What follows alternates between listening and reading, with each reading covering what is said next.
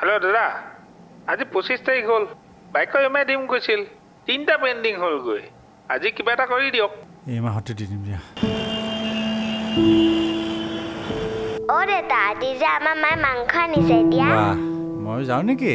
আহা, তোমাকো দিম। আহা আকৌ, এতিয়াই আহা। নাই, মই এনেহে কৈছোঁ। ময়ো আজি মাংস আনিছোঁ নহয়। নেক্সট উইকত তাইৰ এক্সাম, স্কুলৰ ফিজ দিয়া হোৱা নাই আৰু তাইৰ ইউনিফৰ্মৰ জোতাযোৰো ছিঙিছে। ঘৰৰ বজাৰ শেষ হ'ব হৈছে, পাৰিলে পইচা অলপ বেছিকৈ দিবা। পাৰ্থ, তোমাৰ পইচাৰ প্ৰব্লেমৰ বাবেই দুমাহ ৰ'লোঁ আৰু কিমান ৰ'ম।